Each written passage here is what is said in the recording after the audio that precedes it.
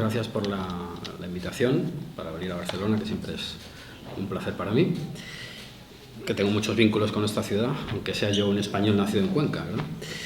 Y bueno, pues tras los agradecimientos de rigor, quiero, de carácter general, quisiera agradecer a la organización pues que me ponga un título, porque te llaman de sitios, habla de la leyenda negra, y bueno, pues claro, es un tema tan amplio que te puedes tirar pues hasta la eternidad, porque además en España contamos con una red de archivos tan enorme que permite ir sacando de los legajos continuo material, infinito material, diría yo. Entonces, que a mí me digan la leyenda negra de propaganda de guerra a autoodio, pues es una forma de acotar un poco el terreno y pienso que es más operativo.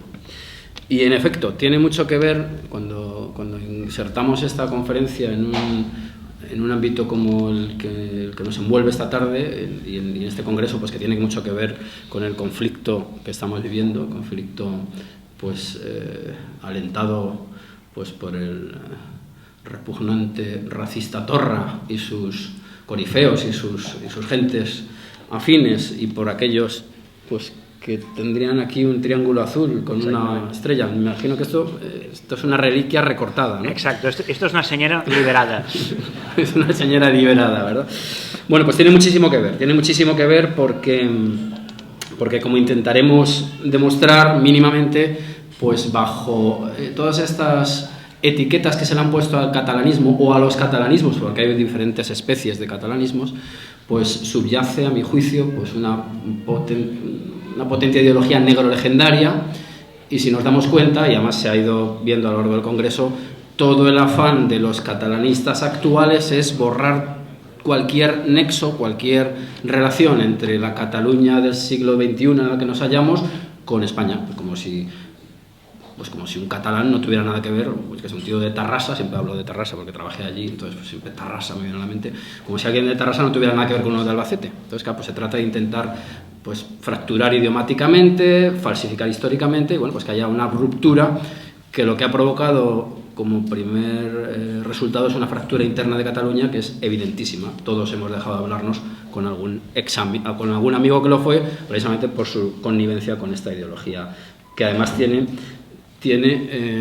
como también se ha visto estos días, dos ámbitos muy identificables, o dos aspectos muy identificables. Por un lado, ese absurdo racismo latente, desde los trabajos del profesor Caja, a los cuales pues les remito una vez más, por supuesto, que también ha repasado Jesús Lainz. Bueno, es un racismo inventado, es un racialismo, se ha dicho, es un supremacismo, eso por un lado. Y luego tenía, y en la comida he tenido oportunidad de corroborarlo, pues también, aunque parezca mentira, tiene también en los resultados finales y en el futuro que se le augura al catalanismo, pues un potente ataque hacia la Iglesia Católica. Estos dos aspectos pues son muy propios de la leyenda negra antiespañola. Y lo de antiespañola, además, si se dan cuenta, no aparece en el título de la conferencia, porque es innecesario. La leyenda negra es tan sumamente persistente y tan sumamente vinculada a España que sobra el apellido española, el adjetivo español le sobra, porque todo el mundo cuando oye hablar de leyenda negra inmediatamente pues se le viene a la mente España. Esto es lo curioso de un fenómeno que sufre España, y la sorpresa está en lo siguiente.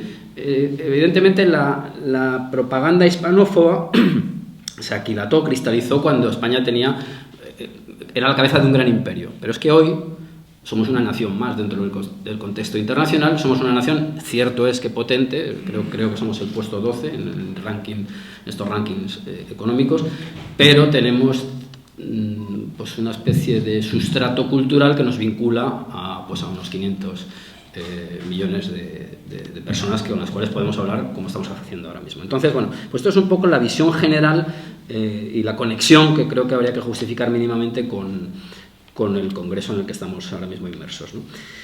Bien, la leyenda negra es un concepto que empezó a utilizar, al menos hasta donde sabemos, y además con la orientación específica hacia la historiografía española, Emilia Pardo Bazán, en el contexto de unas conferencias que dio en la Sociedad de Conferencias de París, en 1899, en abril.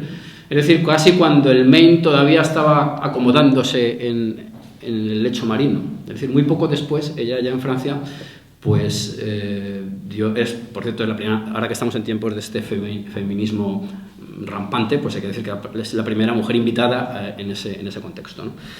Y además fue la primera tenista, una mujer que yo creo que habría que reivindicar de una manera muy diferente a cómo se plantea el feminismo del siglo XXI.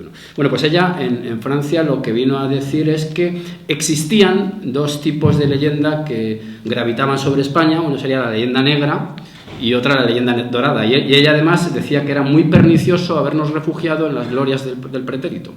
Es decir, que frente a un imperio, porque la leyenda negra yo creo que hay que vincularla, si nos atenemos a lo historiográfico, a los imperios, y hay que hablar de imperios sin ningún miedo. Yo sé que mucha gente provoca mucha desazón, esto de imperio le suena fatal, ¿no? Imperio, imperialismo, ya, pero es que la historia de la humanidad no se puede explicar desde la etnobotánica, por ejemplo, se tiene que explicar desde los imperios. Es decir, que si tú quieres explicar lo que ha ocurrido en los últimos 2500 años, pues no puedes dejar fuera ni a Alejandro ni a Julio César. Y lo digo esto con toda la intención porque otro de los hitos que habría que colocar posteriormente, pues probablemente sería el propio Hernán Cortés. Es decir, que personas y estructuras de carácter imperial son las que hacen la historia de la humanidad. Esto hay que decirlo por muy polémico y muy desagradable que yo sé que es. Bien, pues como digo, Emilia Pardo Bazán en aquella intervención pues vino, además sin ningún tipo de dramatismo, con mucha naturalidad, hay que agradecérselo, pues vino a señalar hasta qué punto el imperio español agotado, transformado, y esto sería motivo para otra conferencia probablemente, transformado, había lanzado hacia Cuba, y aquí en Barcelona pues se mandó mucha gente desde Cataluña, creo que fue de los sitios de España donde más gente fue a Cuba, precisamente por los intereses que había, unos intereses que tienen que ver con el mercado proteccionista, unos intereses que tienen que ver, y lo siento pero hay que decirlo, pues con el tráfico de esclavos, unos intereses que tienen que ver con el algodón, unos intereses que tienen que ver con la pugna incluso interna, y esto es un trabajo que también yo sugeriría que alguien lo hiciera, y si alguien lo tiene hecho, pues me gustaría leerlo, esa pugna que hubo en Cataluña y en otros sitios de España entre el mundo lanar y el mundo del algodón, porque claro, en el mundo lanar no hace falta mano de obra esclava, pero en el otro sí. Y ahí es donde se fraguan una serie de élites que yo creo que tienen mucho que ver pues, con el propio ensanche en el que estamos metidos, con la escultura tan impresionante que adorna Barcelona, esta preciosa ciudad de Barcelona, incluso pues, con esa estatua que se ha retirado de un famoso santanderino, que quizás ese fuera su mayor pecado, porque si nos pusiéramos desde la perspectiva memoria-historicista, pues habría que empezar a demoler, y no sé incluso si habría que demoler este sitio, una vez evacuado, evidentemente. En definitiva, este es el contexto, yo creo, en el cual la leyenda negra cristaliza como concepto, como préstamo del francés, porque el siglo XIX efectivamente es francés, la influencia francesa es enorme, y la propia Emilia Pardo Bazán, no siendo una afrancesada en el sentido de los afrancesados de la Guerra de Independencia, sí que es afrancesada en lo cultural. Y yo creo que se puede afirmar que Emilia Pardo Bazán toma leyenda negra del francés, leyenda noir, pero la habilidad, porque no es la primera que lo utiliza, es hacer una especie de equilibrio entre leyenda negra y leyenda dorada o leyenda rosa. Entonces, pues digamos que cuando subiría uno, bajaría la otra. Una imagen un poco gráfica. Bien, pero habiéndose lanzado en 1899 el concepto y habiendo pasado a la prensa con mucha rapidez y siendo localizables muchísimos registros, quien lo digamos, aquilata el término, quien lo define, quien sistematiza lo que es la leyenda negra, es Julián Juderías, un hombre además, pues como ustedes saben, que había tenido un enorme interés, bueno, un hombre apasionante, una vida apasionante, ¿no? Un señor que era un dominador de un montón de lenguas, que se había ocupado de la imagen externa de Rusia, otro país que tiene su leyenda negra, claro. Una leyenda negra que no es tan persistente, curiosamente. Es que lo curioso de problema al que nos enfrentamos es eso, es la persistencia y la interiorización, que es con lo que acabamos el título de esta intervención. El autoodio no es otra cosa que la interiorización. Y yo, que me he leído un montón de veces la definición de Juderías, el otro día, pues intentando hacer estos corta y pega que uno necesita para hablar en público, pues me di cuenta de una cosa que no había reparado yo en ella, o sí, pero no le había dado la importancia debida, y es que muchísimos de los que se enfrentan a la propaganda hispanófoba, pero no la asumen. el problema que yo creo que tenemos en España actualmente, en España y en algunas naciones hispanoamericanas, porque es un problema que nos aqueja a todos, pues es haberla asumido. Pues creer que por tu condición de español, pues eres un genocida, ladrón, violador, usurero, violento, intolerante, antidemócrata. Todo eso es lo que arrastra esta ideología tan sumamente perniciosa. Entonces, ya digo, uno se da cuenta que todos ellos la combaten y pocos la asumen, o sí la asumen. Es decir, en el siglo de oro, si uno se da cuenta, en las comedias de Lope de Vega y de otros literatos españoles tan importantes, de otros dramaturgos, incluso ellos incorporan al famoso Don Diego. El Don Diego pues, es un señor que es un soldado italiano pues, que está ligando por ahí por Italia, es un poco fanfarrón, va a la taberna, grita, canta, porque va sobrado, digamos, ¿no? Quiere decir que de algún modo el estereotipo, porque entendemos también que con Arnoldson, yo aquí en el libro lo recogí porque me parecía que era interesante, Arnoldson dice, en un libro que se acaba de reeditar, pues que el origen de la leyenda negra es italiano. ¿Por qué? Pues porque lo que ha llegado es una soldadesca, pues con este tipo de problemas que acarrea una soldadesca, además de esa época. No olvidemos que parte del sueldo o de la soldada era el saqueo, y ahí ya nos meteríamos con el saco de Roma. Bueno, no sé si entraremos a él. En definitiva, se había asumido, pero con cierto desdén. Pues vale, sí, somos un poco fantasmas en algunos casos, pero seguimos siendo hegemónicos.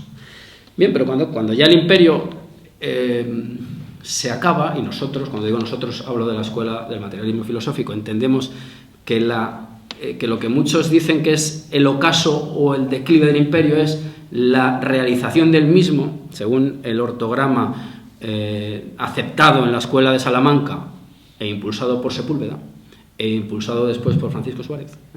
Pues como esas sociedades lo que se ha hecho es, y ahora entraremos en una distinción fundamental, elevarlas de su condición neolítica y bárbara. Hablo desde la antropología propia de un católico del siglo XVI. Es decir, un católico del siglo XVI no podía permitirse ir a la gran pirámide de Tenochtitlan y admirar la precisión del cuchillo de sílex que sirve para arrancarle el corazón a un sacrificado en el altar de Huitzilopochtli, ¿no? Es decir, no lo puede aceptar, pero no un español de Écija, ni de Cerdañola, por ejemplo, ¿no? Es que un cristiano, un católico alemán tampoco podría aceptarlo, por más que luego ya la reforma protestante pues rompa la unidad cristiana. Y eso es un tema pues, que nos lleva a otros escenarios. Bien. Pero como digo, insisto en esta idea, ha habido, asumiendo como figura un poco grotesca en el mundo dramatúrgico, pues la idea de estos fantasmones españoles, lo que ha habido es pues un combate a esas acusaciones, y ha sido bastante continuado hasta última hora, que es cuando yo digo que se ha asumido el imperio, es cuando cuando se ha realizado el ortograma según el cual había que elevar a esas sociedades a un estado equiparable, y por eso las juntas urbanas y criollas son equiparables a las juntas de Oviedo o de Cádiz o de Barcelona, Por eso Antonio Capmany, que lo ha estudiado Lainz, podría perfectamente haber sido un criollo, pues yo qué sé, no hispano. Pues es entonces cuando se reelabora una serie de historias nacionales y cuando, en el caso de España sobre todo, empieza a operar la idea de genocidio, que es la peor, porque claro, la leyenda negra se desarrolla en muchos campos, ¿no? Con estas acusaciones de una sociedad completamente enfermiza y fanática, ¿no? Está el episodio el tema negro legendario de la Inquisición, pero sobre todo a mí al menos el que más me interesa por los efectos actuales que nos impiden, pues nos quitan muchas posibilidades en el concierto internacional, es la idea de que América fue un genocidio. A mí me parece que esa es la idea más fuerte y la idea que más sigue operando, porque si nos damos cuenta, el 12 de octubre todos los años pues salen un montón de grupos autoproclamados de izquierdas, casi todos, diciendo pues que es intolerable, que no hay nada que celebrar. Ese es el lema, nada que celebrar. En algunas repúblicas hispanoamericanas el día de la resistencia indígena, bueno, claro, lo cual es una falsificación completa, porque si esa resistencia indígena, yo el caso que más conozco es el mexicano, la intentas ajustar, pues yo lo que les he dicho allí en algunos casos, ¿no? Cuando ellos se identificaban, como esta mañana el cántabro aquel que se identificaba con un tío de hace 2500 años, y yo le decía, bueno, tú eres víctima de los españoles, ¿verdad? Sí, lo soy. Pero tú, ¿qué eres? ¿Tlaxcalteca o mexica? Porque eso lo cambia todo. Es decir, el indígena es una auténtica abstracción. Una abstracción hecha desde perspectivas políticas, desde perspectivas antropológicas y desde perspectivas también clericales. Aquí hay un montón de factores que intervienen. Bueno, pues después de este grandísimo preámbulo, voy a leer la definición que da Julián Juderías. Creo que es obligado hacerlo, por si alguien no la ha leído, pero bueno, vamos a leerla, ¿no? ¿Cómo define la leyenda negra? Dice: por leyenda negra entendemos el ambiente creado por los fantásticos relatos. Vamos a ir haciendo un breve comentario de cada adjetivo, ¿no? Fantástico, es decir, está hablando de la falta de realidad. Nosotros entendemos también que la historia solo es posible cuando hay un ajuste, digamos, entre las reliquias y los relatos. Pongo un ejemplo muy clásico. Cuando uno lee a los cronistas y dice, por ejemplo, Bernal Díaz del Castillo, y vimos un altar de cráneos, ¿no? Pues hombre, la tentación está en decir, claro, tú dices que ves eso para justificar lo que has hecho después, ¿verdad? Para decir, no, es una especie de casus belli que te permite intervenir esa sociedad, ¿no? Porque claro, están en un estado inadmisible. Bueno, bien, perfecto. Pero claro, ocurre algo luego sorprendente. Es que hace 2 años, yo lo he contado muchas veces, claro, porque es un ejemplo que creo que ilustra muy bien lo que entendemos por historia, ¿no? Hace 2 años salta a la prensa el hecho de que unos arqueólogos encuentran el altar de cráneos. Es decir, que entonces la reliquia es el hueso, la reliquia es el hueso, encaja perfectamente con el relato. Sí, luego habrá que ajustar si en vez de 30.000 calaveras hay 26.000, bueno, da igual, el hecho está ahí, está probado, ¿verdad? Entonces, bueno, pues enfatizo esto porque lo que dice Juderías es que habla de fantásticos relatos, es decir, relatos que no tienen una referencia fisicalista, no tienen la reliquia que lo sustente, ¿no? Creado por los fantásticos relatos que acerca de nuestra patria han visto la luz pública en casi todos los países. Esto es un poco lo que hablaba yo al principio de la persistencia y la extensión de la leyenda negra. No es una cuestión solamente de propaganda de guerra estricta, no es una cuestión de propaganda de guerra puntual. Y pongo un ejemplo de cómo las fake news, estas famosas, que a los cursis les gusta decir las cosas en inglés, ya lo sabemos, ¿no? Las fake news son más viejas que el mundo. Y la leyenda negra no deja de ser una de amplísima escala. Hace poco descubrí en un archivo, o me descubrieron en un archivo, por mejor decir, una noticia de perfiles bélicos, para ajustarnos un poco a la propaganda de guerra que figura en el título, y es la llegada a Sevilla de lo que el que lo escribe llama nuevas mentirosas, que es la fake news, sino una nueva mentirosa, ¿no?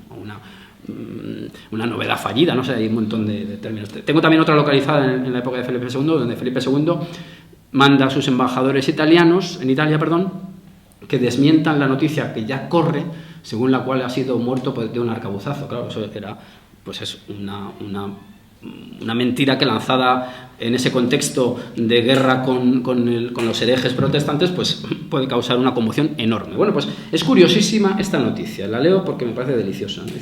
Es una carta escrita por un tal Juan de Góngora, presidente de la Casa de Contratación, no un tal Juan de Góngora, un hombre muy importante. La Casa de Contratación era, pues digamos, el epicentro por el cual pasaba, el gran imantador de las Indias, por decirlo de algún modo, ¿no? Y esto está fechado, es una carta fechada el 21 de agosto de 1648, en el contexto de los estertores del problema con Flandes, que el problema con Flandes, además, pues tiene también otra de las cosas que nos gusta decir a los miembros de la Escuela de Oviedo, este ajuste importante que tiene que haber para que algunas cosas funcionen entre tecnología y nematología o ideología. Es decir, ¿qué ideología lanzan las iglesias protestantes? Aparte ya de sus intereses bastardos y espurios, por supuesto, pues ataques constantes al católico español, que además es un católico falso, codicioso, etcétera, etcétera. Sí, pero esa es la ideología o nematología. Para que eso se propague necesitas una tecnología. ¿Y qué tecnología aumentó exponencialmente en los Países Bajos? La imprenta y los grabados. Es decir, cuando yo hablo del genocidio americano, si los grabados de Debris no hubieran llegado, se hubieran mantenido unos cenáculos mucho más pequeños. Yo estoy lanzando ideas porque creo que es importante tener. Entonces leo lo que dice don Juan de Góngora. Recibí la de vuestra merced el 8 de este, en que vuestra merced me dice la voz que ha corrido de haberse perdido las Islas Filipinas. Atención, estamos pensando Hay que tener el mapa en la cabeza. El imperio español, que es un imperio, según han dicho, pues oceánico, atlántico, y que se encuentra en su despliegue atlántico con una tierra con la que no se contaba, como es América, poblada, y que luego pues hubo que conquistar y pacificar, que esa es la terminología que empieza a operar inmediatamente tras la conquista, pacificar. Y cuando se dice pacificar es imponer un orden además que nosotros, insisto, entendemos que es un orden generador. Un orden generador en el sentido de que, ya lo hemos insinuado hace un momentito, el imperio español sería un imperio generador porque permite la generación de unas sociedades homologables a la de referencia, en contraposición con los imperios depredadores que dejan, digamos, intacto el material antropológico, porque lo que pretenden es extraer una serie de recursos, y a lo sumo tienen vínculos con ciertos estratos sociales. Esto, podemos, un caso muy habitual, ¿no? La India, todos sabemos los problemas de casta tan enormes que tiene, un país tan potente, cuyo lastre probablemente sea su propia estructura. Pero es que la intervención inglesa no fue capaz de desajustar todo aquello. Es decir, cuando el cura Hidalgo sale con el grito de Dolores, ya hacía siglos que no se mataban, salvo algún caso que se desconozca, ¿no? Que no se mataban gente consagrada a Huitzilopochtli y a esos dioses, por más que además dijera Cortés cuando subió a la pirámide, aquí tiene su silla el demonio. O precisamente por eso, porque más allá de intentar traer oro y plata, pero también otros productos, por ejemplo, como la cochinilla, porque estamos siempre... Esto es como decir una polémica hace poco con un señor muy ilustre, que decía que el imperio español era oro y esclavos. Entonces, claro, luego te empiezas a dar cuenta que oro, por supuesto, muy poco, si acaso plata, que esclavos los justos, porque las factorías estaban en otros sitios, y que los productos eran muy otros en algunos casos. Es decir, la famosa cochinilla, y además en una tierra textil como Cataluña, es importante reseñarlo, era casi tan valiosa como la plata, ¿no? ¿Dónde voy a querer parar? Pues en que precisamente en un sitio se ha hecho una intervención que permite, o sea, que extirpa estas prácticas que no podemos asumir, y en otros han dejado intacto. Prueba, pues que hasta hace 4 días la viuda del cacique, o como se llame, o el rajá, o como se llame, de la India, cuando moría el señor marido, a la otra pues la quemaban. Oye, pues esto son pequeños detalles que dicen mucho, ¿no? Entonces, bueno, seguimos con esta, que es muy, muy interesante este documento. Dice, bueno, que dice la voz que ha corrido de haberse perdido las Indias Filipinas. Insisto, estaría siendo este imperio tan enorme atacado en el foco europeo, pero también en el otro extremo, en el lago español. El Pacífico se llamaba el lago español, hay que tenerlo muy en mente también. Y las Filipinas, además, eran esenciales porque era la plataforma desde la cual se comerciaba con China. El galeón de Manila famoso lo que trae es productos chinos. El Lanao de China también se llamaba. Y es muy interesante, y aquí hay que darnos un poquito de autoestima, aunque yo soy muy poco amigo de esas literaturas felicitarias. No es ninguna tontería lo de Filipinas, porque a Filipinas hay que ir desde México. Lo digo porque Filipinas perteneció siempre al virreinato de Nueva España. Filipinas es, valga el ajuste, es mexicana en ese sentido, ¿no?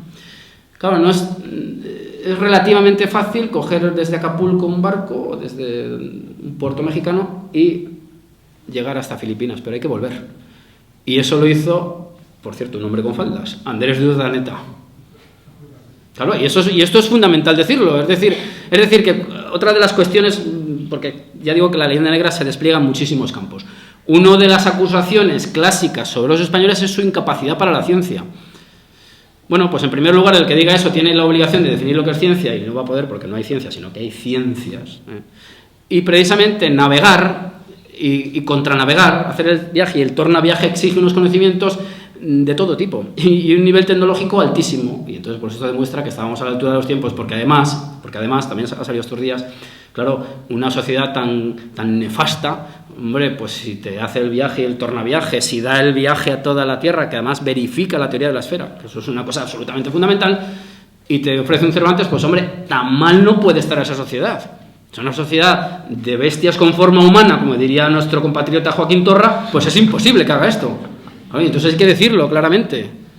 No sé, en fin, que me expliquen, ¿no? ¿De dónde sale esa gente? Claro, porque si la sociedad es esa basura, sea, si esa basura que se nos presenta, ¿cómo aparecen esos destellos? Claro, solo aparecen a través de las alucinadas teorías de Cucurul, haciendo catalán a todo el tío que despunte, claro. Pues hacemos a Urdaneta, pues le ponemos una cedilla, lo que sea, y lo hacemos de Tortosa. Y Hernán Cortés he oído que también es de por aquí. Bueno, esto es una cosa delirante, ¿no? Y Cervantes es Miquel Servent, habéis dicho ayer. Entonces, claro, esto es una cosa absolutamente estúpida, pero bueno, corre por ahí la voz, como decía este de Sevilla. Seguimos con la anécdota, ¿no? Bueno, como lo había escrito Diego Rodríguez Naranjo, hombre de negocio de esta ciudad, don Bernardo de Tejada. Es decir, había corrido la voz por Sevilla de que se había perdido las Filipinas. Y es así que, aunque ha corrido esta nueva, no se ha podido hallar su fundamento. Otra vez la falsedad de los rumores, ¿no? Ni de las Indias ha venido bajel que la traiga. El bajel también, del que hablábamos esta mañana, ¿verdad? Solo se dice que ha venido por la vía de Flandes, la propaganda, la pura propaganda flamenca, ¿verdad? ¿No? Por cierto, no por casualidad hay unos señores de por aquí en Flandes, ¿verdad? Todo encaja, ¿verdad? No por casualidad, yo creo que no es por casualidad, no por unas casualidades. Sin que se haya podido hallar quien tenga carta de ello, y así ni la casa contratación, ni yo hemos hallado cuerpo a esta nueva para dar cuenta al Consejo de Indias, para que se vea la compleja estructura imperial española. O sea, si eres un puro depredador, una bestia con forma humana, pues no te ocupas de semejante burocracia. Tú vas, matas, violas y te vuelves. Se acabó, ya está, no hay que darle más vueltas. Ni es bien dar aviso de la pérdida de un reino sin saberlo primero muy de raíz. Y supuesto que de la Nueva España no hay quien lo escriba, porque ya digo que estaba vinculado, y que lo más que se dice es que se sabía por vía de Flandes, no habiendo en esa corte cartas de los confidentes, parece que no se le debe dar crédito. Las descripciones grotescas, siempre la deformación, ¿verdad? Yo siempre además digo que para entender la leyenda negra, una imagen yo creo que bastante ilustrativa, es interponer entre los hechos históricos y el espectador un prisma tal cuya deformación haga que los méritos de esa sociedad se aminoren y los defectos, que los hay, por supuesto, no eran un conjunto de santos, varones, se acrecienten. Es una especie de caricatura de los hechos históricos, ¿verdad? Por eso digo que está muy bien la definición, porque introduce muchos matices, como el de grotesco. Grotesco además viene de grotesco, en fin, todas estas cosas, ¿verdad?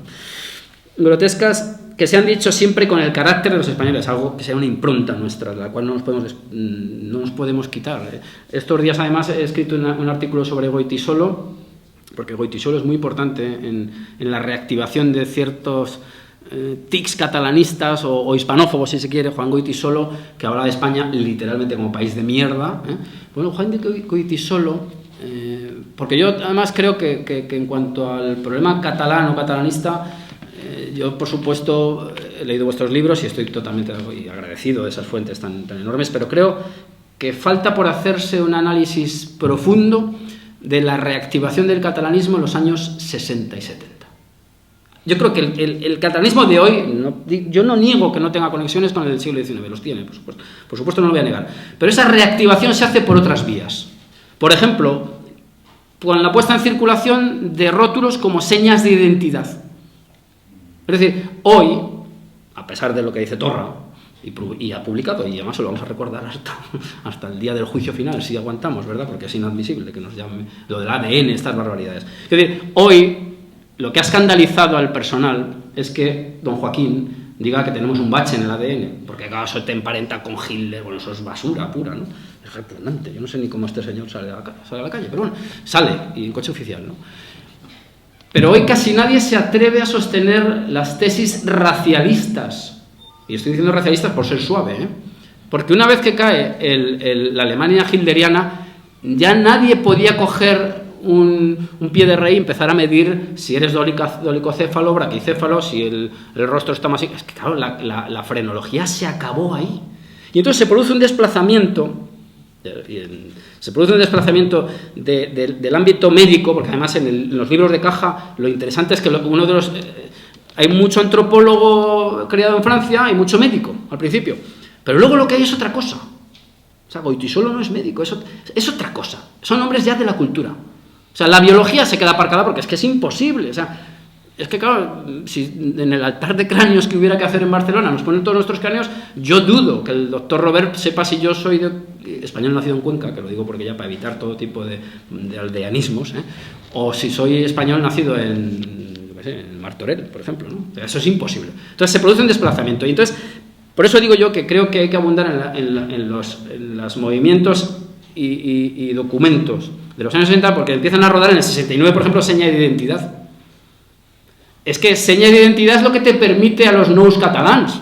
Joder, porque si el tío es negro, es que no encaja con el catalán que te está escribiendo el doctor Robert. Y si es pakistaní, tampoco. Con todos mis respetos, por supuesto, porque yo no soy... Vamos, yo estoy a años luz de esa historia. Entonces, creo que hay que dar una vuelta de tuerca o hay que avanzar hacia esos terrenos y avanzaremos ahora. Una pincelada mínima, ¿no?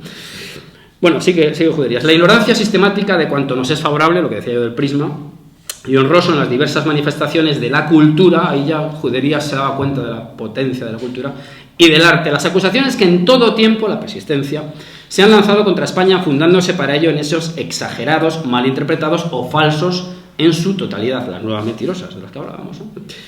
En el texto en el cual se narra el desmentido que ordena Felipe II, lo que se diría es falsas nuevas. El rótulo es falsas nuevas. Aquí es falsas nuevas, nuevas mentirosas. Es algo que ha estado siempre, ¿no? Y leyenda negra seguramente... Yo sigo tirando del hilo a ver si encuentro registros anteriores. Encontré otra en la segunda edición de este libro, que es lo que me ha traído aquí. He encontrado una anterior y bueno, quizá aparezca, ¿eh? De hecho, en Feijóo aparecen casi roza con los dedos la expresión pura y dura, lo cual no quiere decir que no lo combata también, que esto es otro cantar, ¿eh? Las acusaciones que en todo tiempo se han lanzado contra España, fundándose para ello en hechos exagerados, malinterpretados o falsos en su totalidad, y finalmente la afirmación contenida en libros al parecer respetables y verídicos, y muchas veces reproducida, la imprenta, comentada y ampliada en la prensa extranjera, la imprenta al por mayor, y estamos acordándonos del Maine, que es que el Maine quien lo hunde en gran medida son los periódicos norteamericanos. O sea, quien fabrica ese casus belli son hojas de papel periódico, comentada y ampliada en la prensa extranjera, de que nuestra patria constituye, desde el punto de vista de la tolerancia, de la cultura y del progreso político, una excepción lamentable dentro del grupo de las naciones europeas. Y esto nos conecta perfectamente con lo que está ocurriendo en Europa. Tengo que decir, por cierto, que he notado cierto orteguianismo. A mí me parece que esto hay que revisarlo, ¿eh? Yo creo que un señor que nos dice que España es el problema y Europa la solución, yo es que tiendo a decir justo lo contrario, pues no me parece la mejor de las recetas, porque a estas horas de la tarde el señor Puigdemont no está en Mozambique, está en Europa, en el corazón de Europa, en el corazón de la Europa que tanto fascinaba a Ortega, el corazón germánico, ¿eh? O sea, que quiero decir que esas cosas también vamos a ser más unamunianos, no seamos tan papanatas. Es que Europa, bueno, como decía Felipe II, sosegaos, no seamos, cuidado con el europeísmo, un poquito más, socios vale, pero tutelados no, como mínimo. Entonces, bueno, pues creo que el propio Juderías nos da, en el año 14, que es cuando escribe esto, hace más de 100 años, la clave de que se nos ve como una excepción, y lo que nos están intentando colar los del triángulo recortado y demás, corifeos, es pues que aquí hay una anomalía, un déficit democrático inhomologable. Esto es mentira, por supuesto, con las naciones europeas. Aparte que habría que, no sé por qué razón, todo el progreso tiene que estar, pues avecindado en Europa. Esto ya es mucho suponer, ¿verdad? Eso ya es un narcisismo ya de un calibre, pues hombre, que un poco infantil, ¿no? Y entonces también habría que decirle, si no estamos homologados, ¿cómo es que estas sectas catalanistas no tienen una equiparación en las otras naciones que dices que son las avanzadas? Explícamelo. ¿Cómo es posible que tu organización, para la que reclamas tanta democracia, no sea posible en esos sitios? Claro, es que esto es lo que hay que explicar. Lo demás son cuentos y historias folclóricas. Es que el folclore, perdonadme, pero no me gusta nada porque veo que siempre aparece lo mismo detrás de él. Bueno, esto pues digamos que es... acabamos con el párrafo de Juderías. En una palabra entendemos por leyenda negra la leyenda de la España inquisitorial. Aquí aparecen todos los tópicos. Ignorante, fanática, incapaz de figurar entre los pueblos cultos. Lo mismo ahora que antes. El mismo pueblo que te daba Cervantes a Lope, una cosa de loco, ¿no? Dispuesta siempre a represiones violentas, el 1O. ¿Os acordáis del 1O, verdad? Las grandísimas masacres. Y luego, milagrosamente, la Virgen de Montserrat o quien fuera, pues los curó, claro. Me estuvieron en el hospital 2 días. O sea, en el partido que vamos a jugar en mi pueblo de solteros contra casados va a haber probablemente más heridos. Todos los años se nos lesiona a alguien, un tobillo roto. ¿No? Quiero decir que es pura propaganda, vamos, y está uno harto de tonterías, ¿no?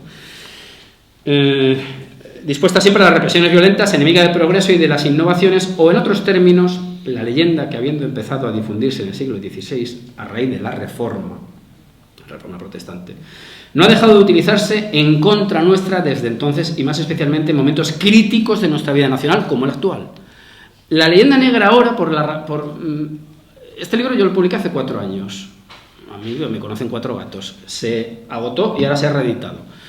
Y estoy seguro que se ha reeditado por el enorme interés o esa especie de fenómeno raro que ha aparecido de que la leyenda negra empieza a volver a interesar a todo el mundo. Es decir, Juderías fue perfecto en este párrafo.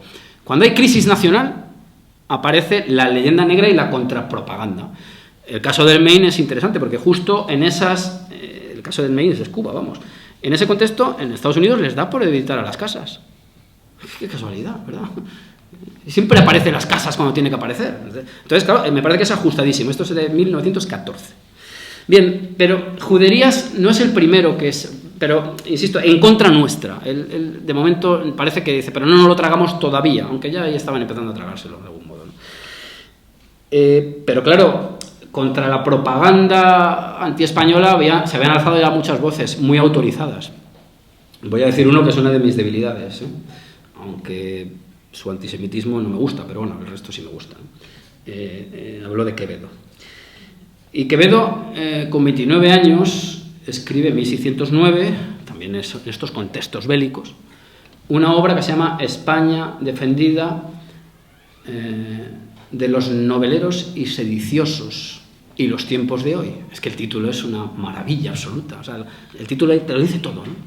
Este tipo de obras, además que el título es, digamos, didáctico, ajustado al contenido, ¿no? Y entonces en él lanza este lamento Quevedo, ¿cómo vamos de tiempo? Lanza un lamento Quevedo, pero haciendo autocrítica se nota que los españoles todavía no se han tragado este sapo. Y dice lo siguiente: oh desdichada España, revuelto he 1000 veces en la memoria tus antigüedades y anales, es decir, ha ido a los archivos, otra vez volvemos, relatos y reliquias, y no he hallado por qué causas seas digna de tan porfiada persecución, de tan sostenida y enconada persecución. Aquí volvemos otra vez a la persistencia, ¿no? A la profundidad, ¿no? Y a la intensidad, ¿no? Solo cuando veo que eres madre de tales hijos, me parece que ellos, porque los criaste, y los extraños, porque ven que los consientes, aquí está la autocrítica perfecta, me parece a mí, tienen razón de decir mal de ti. Creo que esto es un análisis muy interesante de cómo Quevedo ya es muy consciente de hasta qué punto pues, estas cosas pueden empezar a erosionarnos. Sin duda, el alimento de la leyenda negra lo dan en gran medida españoles. Uno de los grandes aportadores de material es las casas, el famoso Dominico. El de los es que es muy gracioso porque, claro, lees el libro, madre mía, qué atrocidades, qué barbaridad. Los mansos, los indios son mansos corderos, sobre los cuales se abalanzan crudelísimos lobos, que son los españoles. Y entonces, claro, con semejante panorama, la corona española le permite a las casas que haga el experimento de poner en marcha sus propias recetas con esos mansos corderos. Bien. Bueno, pues claro, él organiza una expedición y se implanta, y esto es un tema interesante, en la selva lacandona, en donde hace unos años estuvo el subcomandante Marcos. Hay como unas persistencias históricas alucinantes, ¿no? Bueno, pues resulta que los mansísimos corderos se comieron a los lobos. Es decir, era mentira, era una visión tan sumamente beatífica e ingenua. Es decir, es más, había ejercitado hasta tal punto, estaba tan ejercido en sus perspectivas la idea del buen salvaje, pues que el buen salvaje demostró que en absoluto, que eso es una invención literaria, que eso es papel. Porque si hay algo que no existe, insisto muchísimo, es el indio. Existen los indios. Existían unas, nunca mejor dicho, además, encarnizadas rivalidades entre indios. Es decir, Tlaxcala, que esto es el tema que más estoy trabajando, eran al que le gusta el boxeo lo sabrá lo que es, los sparring de los tlaxcaltecas. Además, cuando Cortés le pregunta a Moctezuma, ¿y por qué no los aniquilas? Cierto es que habían perdido alguna guerra y probablemente tampoco podía del todo. Pero le dice, al menos le dice Moctezuma, dice, es que los tengo para entrenarme. Es que ¿con quién me entreno yo? Como tendría Cassius Clay alguien para boxear, me imagino, ¿no? En definitiva, lo hablábamos también en la comida. En América se va bajo la cruz y la espada. Es un imperio, también lo he dicho muchas veces, el imperio español es un imperio doblemente católico en lo que tiene de intento de recubrimiento político del globo, y va acompañado, por supuesto, de la cruz. El canon humanístico es el que se trata de implantar. Y realmente el que se implanta siempre que ha habido éxito. Es el que se trata de implantar. Es el caballero cristiano, la sociedad cristiana, evidentemente es así. Pero cierto es que lo mismo que había pugnas en la esfera de lo político, las había en la esfera de lo eclesiástico. Y si las casas, antiguo encomendero, luego devenido nombre de iglesia, es el que hace ese retrato de los indios como desvalidos, simplemente, y no, insisto, no niego que haya habido exceso, no lo niego en absoluto, porque incluso Cortés quiere rectificar lo hecho en las Antillas, quiere decir que se ha hecho mal. Pero también quiere decir que si se ha rectificado, al indio no se le considera un puro animal que da igual exterminarlo. Es decir, que uno no se lamenta, un hombre del 16 no se lamenta porque se haya extinguido la gacela X, la que fuera. No, es que sabe que es material humano que no se puede destruir, ¿no? Y entonces el propio Motolinía, un franciscano que llega reclamado por Cortés para implantar la fe católica, ya denuncia y es consciente de los problemas enormes que puede acarrear la propaganda apoyada en los testimonios de Bartolomé de las Casas. Y lo dice, y como no tengo tiempo, pues no lo puedo leer. Y entonces, como no tengo tiempo, y damos un salto mortal, pues yo quería haber hablado de Feijóo, de José Cadalso, de Gonzalo Jiménez Quesada, del que voy a hablar, porque no me resisto, hay que arañar unos minutos. Gonzalo Jiménez de Quesada combate uno de los episodios clásicos de la leyenda negra en Italia, que es el saco de Roma. El saco de Roma lo combate en el sentido de analizar la composición de las tropas imperiales, es decir, no eran todos hijos de Castilla, ni muchísimo menos, había muchos alemanes en aquellas tropas. Y habla de cómo el saqueo es parte de la vida de la soldadesca, pero en el ejército español y en todos. Y habla de cómo el ejército español es el que menos violaciones había cometido. Lo dice claramente. Esto lo dice Gonzalo Jiménez de Quesada en una obra muy interesante que se llama El Antijobio, porque va contra el obispo Paulo Jovio, italiano, que es el que había hecho estas acusaciones. Y se lamenta Gonzalo Jiménez de Quesada en una obra escrita en 1567, pleno auge bélico, si se quiere, ¿no? Gonzalo Jiménez de Quesada, conquistador de Nueva Granada, fundador de Santa Fe de Bogotá, buscador del Dorado y muerto de lepra. Ahí queda eso, para el que quiera hacer una película, ¿no? Y dice lo siguiente, dice, ¿por dónde caminará ya hoy el español? Que, por cierto, no dice castellano, no, dice español muchas veces. Es que últimamente ha habido una polémica con unos personajes de internet, estos que vienen diciendo que España no existe, ¿no? O que no ha existido hasta 1812, confundiendo nación histórica con nación política, o sea, un cacao mental tremendo, ¿no? Y entonces yo les planteo una duda, digo, vamos a ver, si España no existe hasta 1812, ¿qué nivel de creatividad pudo tener Hernán Cortés para llamarle a aquello Nueva España? Bueno, entonces, claro, es que esto ya es el colmo de los colmos, ¿no? Y entonces Paulo Jovio sería otro visionario, porque no hace más que hablar de españoles, y dice lo siguiente. Y ahora te araño 5 minutos, los necesito, ¿eh? Dice, ¿por dónde caminará ya hoy día el español que pueda contar sencilla y verdaderamente sus hazañas? ¿Qué gente ni qué nación?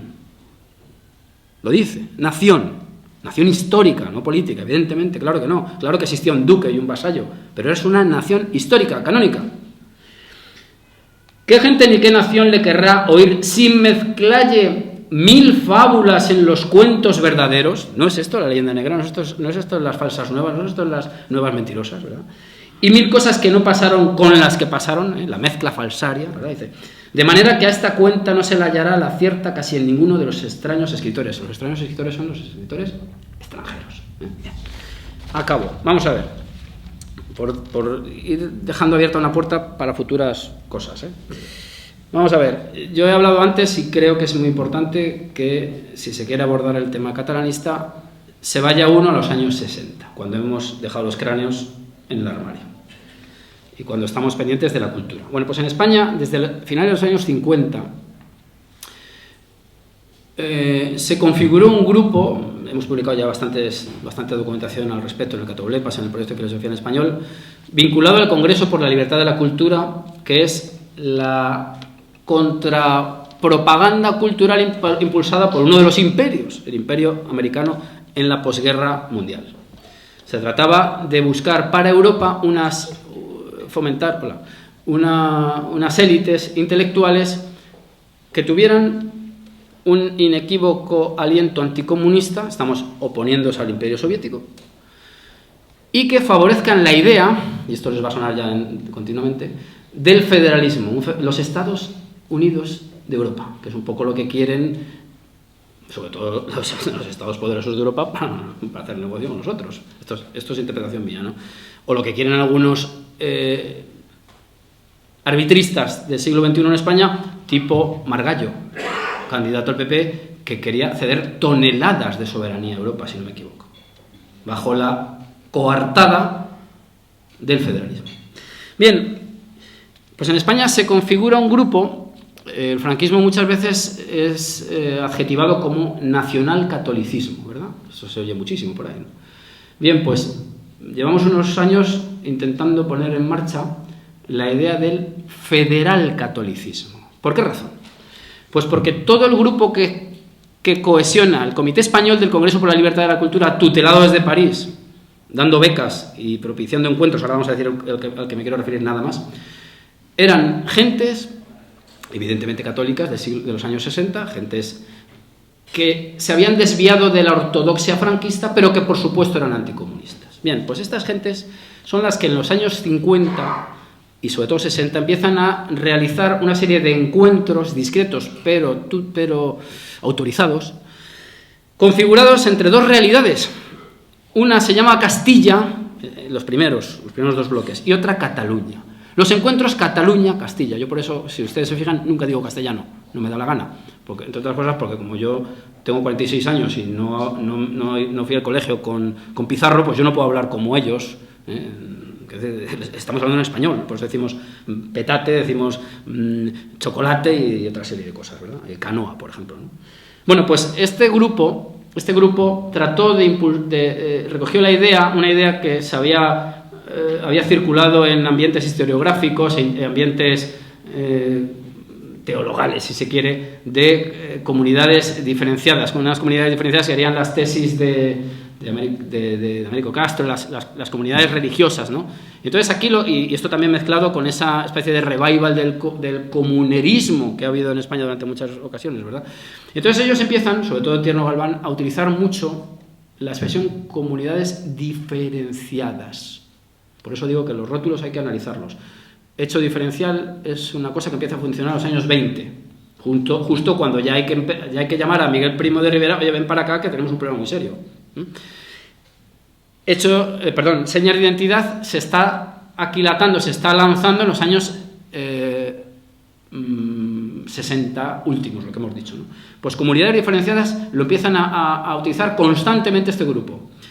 Y entonces, y acabo ya seguro, en diciembre del año 64, en la Mella del Vallès, que es un sitio que está aquí cerca, en la mansión de Félix Millet Maristany, que le sonará, padre de un gran gestor, pues se configuran dos grupos. He dicho que es federal catolicismo. ¿Por qué lo digo? Y esto es un poco arriesgado, pero bueno, por lo menos neutraliza lo del nacionalcatolicismo. El nacionalcatolicismo es estúpido pensando que eran toda la Iglesia con Franco, y es mentira. Es mentira. En cuanto la Iglesia se salva de la Horda Roja, si queremos utilizar la terminología de la época, empiezan a ocupar otra serie de espacios. Y la Iglesia no es homogénea, nunca lo ha sido, ni nunca lo va a ser. Porque Motolini entonces tendría que haberle dado la razón a las casas. Si son todo uno, bueno. Bien, pues hay dos grupos. Voy a decir los nombres. Hay que decir que esto se presupuestó. Este encuentro Cataluña-Castilla, año 64, la Mella del Vallès, en la masía o el palacete de Félix Millet Maristany, el padre del famoso recluso, me parece que está en la cárcel, ¿no? Todavía, espero.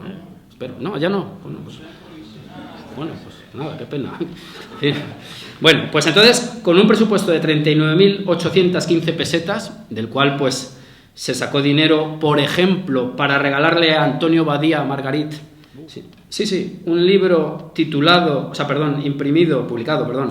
en la Abadía de Montserrat, titulado Llengua y cultura als països catalans, no sé si lo he pronunciado bien, creo que sí.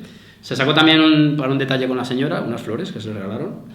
Y entonces allí estuvieron los siguientes grupos. Por Cataluña, Badia, Lluís Beltrán, Josep Benet, hombre que ha recibido todos los honores de Cataluña, un joven ardoroso jesuítico individuo, ¿verdad? José María Castellet,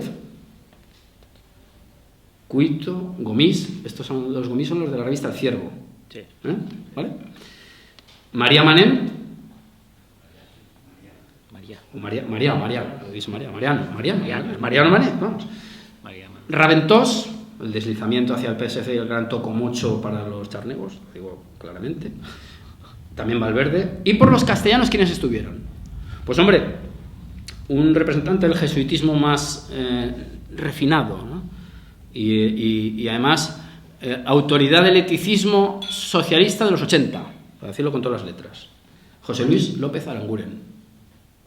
Ya sabéis el mote que no lo vamos a decir, ¿no? Julio Caro Baroja. José María Maraval, este es mucho más sólido.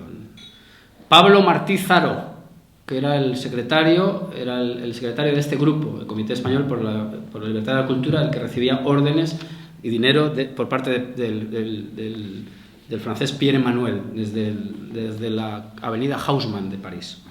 Hombre, por cierto, cuya infancia la transcurrió con visitas diarias a los luises, a los jesuitas madrileños. Y atención, el último bueno, no habían podido comparecer, lo digo también, los que no estuvieron por motivos X. Laín Entralgo, el libro de Yo tenía un camarada, nos da muchas claves, ¿verdad?, del fallecido. Julián Marías, Ortega. Fernando Echoeca Goitia, es director de mi escuela de arquitectura. Ruiz Jiménez, ¿verdad?, hombres clave en la transición española, todos y cada uno de ellos. Y atención, Dionisio Ridruejo, uno de los letristas del Cara al Sol. Cierro con esta cita. Y ya si quieren hablamos de prisión de naciones, nación de naciones, federalismo, Francolán y todo lo que haga falta, ¿no? Dijo Ridruejo, Ridruejo, el camisa vieja. Ninguno de los... Ya acabo de verdad, Dice, ninguno de los que estamos aquí tenemos derecho a ignorar, año 64, que el problema concreto de la pluralidad nacional del Estado español, esto lo puede decir la CUP precisamente hoy, es un problema de enorme gravedad en cuanto a las posibilidades de su presentación táctica en una situación básica. Es decir, es evidente que es un problema de fuerza reactiva tremenda. Por ejemplo, y para hablar claro, nos decía Millet antes lo que dos generales del ejército piensan sobre el asunto. Bueno, estamos en una situación de hecho y es que este país está ocupado por el ejército español. No Cataluña. Cataluña está ocupada como territorio enemigo, pero como territorio propio está ocupada la totalidad del país. Bueno, pues aquí lo podemos dejar, yo creo,